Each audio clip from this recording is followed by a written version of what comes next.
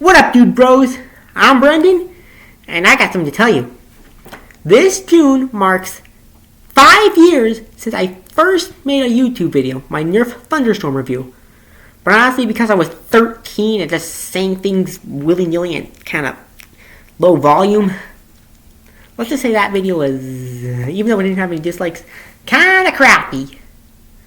But since it's been 5 years since I've started making YouTube videos, well, not 5 years since I got my channel, it's been about 7 going on 8.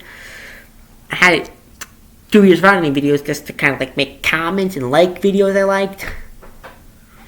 And subscribe to my favorite users. I think it's about time I did another Nerf review. Or Nerf review. I have to use quote unquote because this blaster is not Nerf brand. I have to do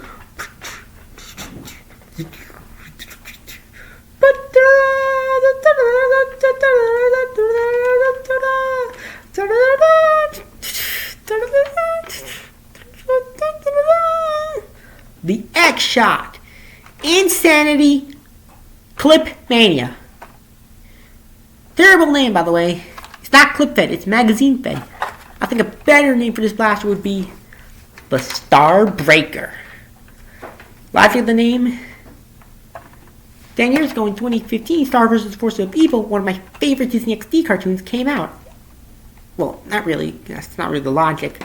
I just think the name Starbreaker sounds pretty cool. Like, it just sounds something out of Power Rangers, which is the GOAT live action show. But anyways, enough talking about shows. Time to get reviewing this bad boy. It's already unboxed. I got this last week at Macy's in Smith Haven, Lake Grove. I just can't get Lake Grove and Lake George confused. But anyways, onto the blaster review. Start with the front. There's no one-strike barrel lug, because this isn't a Nerf blaster. But even that, Nerf hasn't been putting that many barrel attachment lugs on their blasters. Especially because the N Series is going to replace Elite. But anyways, down here we have a Picatinny rail, or Picatinny style rail, even though it kind of accepts airsoft attachment. 2 here, and 4 here for well, 1 here, so a total of 4. So I kind of jumped the gun there. Get it? Gun. Not sure what you're going to put on these 2 things. It came with these 2 magazine holders, but they were kind of loose and kind of shook around, and even they didn't. It would kind of be impractical because no move you put my hand. If I one-handed shot, it would kind of look ridiculous. Up here, it would go with a scope, but Xshot decided to make this little dart holder thingy, which I didn't like at all. So, scope would be better. Ideally, the one from the Rage Fire, which I may get if it didn't cost on average like $40 to $50. If any of my cousins actually have it in their house near Smith Haven, I might text my Aunt Katie, their mom, if I could take the scope from dead cousin's Rage Fire and put it on my Starbreaker. Yeah, because the Rage Fire is a minigun, and a minigun with a scope just doesn't make sense. Toy minigun, that is. It's not a real minigun. Over here we have what could be a sling mount. It's kind of tight fit. Here's the mag well. The included mags came with and hold 15 darts. They fit usual. This is a standard mag well, except all Nerf mags. And here's the magazine release. A flappy paddle. Originally when Coop reviewed the Spectrum, it had a flappy paddle, and that paddle would strike the bumps of certain Nerf mags, like 18 round stick mags, making the reload a little cumbersome. But they still fit. This thing accepts 18 round stick mags without bumping into them during reload time. But now, dart zone. Onto the grips. Pretty cool grip design. Feels normal. Pretty snappy. Red time pretty normal. And because it's like a Spectrum, and it's not like the Stryfe and you can't rev out a mag in, you can pre-rev, so you're full RPM by the time you're loaded. Here's the battery tray and the jam door. Jam door opens up like this. You can clear out jams and malfunctions. I didn't have any jams, but you will jam if you use crappy darts. And here's the battery door, as I said. It requires 6 AA batteries to fire. I know it's more than Nerf, but hey, you'll figure out soon enough. Back here we have a stock attachment point. Yes, this is a Nerf attachment point, the stock part.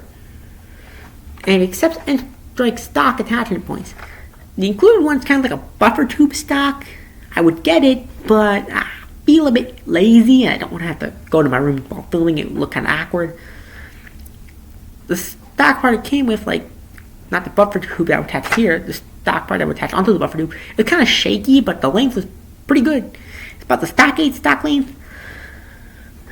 But when I tried my other Nerf stocks, it didn't really fit that. They didn't really work that well. Demolisher stock would require a missile, which wouldn't work. Regular stock hold the mag, which is pretty good, but the colors mismatch. Lightning Storm stock, I don't even know where my Lightning Storm stock is. And Tri-Strike stock, that's just a low-hanging fruit.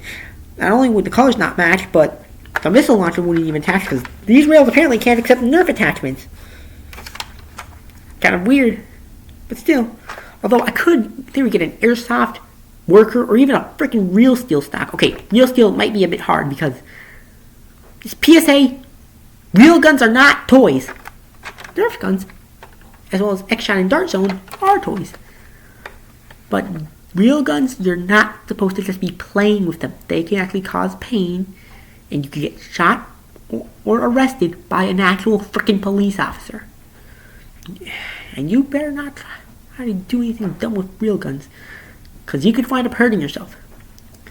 Just come on, just think about those school shootings like Columbine and Sandy Hook, and I know there are others, but I can't think of some of their names off the top of my head without just trying to take random guesses. So yeah, just remember all those souls lost in school shootings. Real guns are not toys. End of PSA. Anyways, about it for the blaster overview. I would do a testing procedure, but I'm not cool with all the cool video equipment or editing techniques. And also, outside it was kind of raining earlier. But when I put this thing on my chronograph, I got an average velocity of about 85 feet per second, with its included waffle head darts.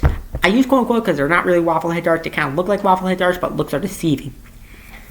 That's, well, it's obviously higher than the Nerf Elite power of 70 feet per second, although the Nerf N series power may become 80 to 90 feet per second. So this is actually just in time for more competitive nerfing. And if you heard that creak, it's because of my side door and for everything's in my backyard.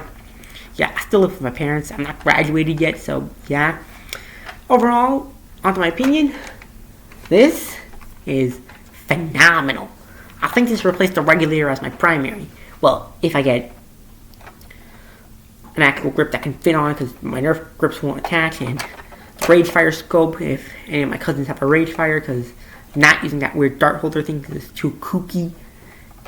I might use the included stock, but mainly just the buffer tube. The stock part, I might swap out for an airsoft or worker stock, not real steel. Again, I did that gun PSA. Real guns, not toys. I know it's just an attachment, but chill out, dude bros. We can't just use real guns out of pure will. We could get arrested.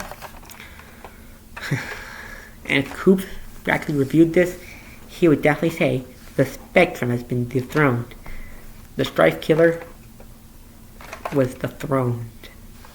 If you want to buy a Clip Mania, aka Starbreaker, I'll put a purchase link to Amazon in the description box below. Anyways, that's all, bros, and as always, stay tactical. Yeah, I made too many Coop references. But hey, Coop772 was the GOAT until he retired in 2023, so yeah, stay tactical.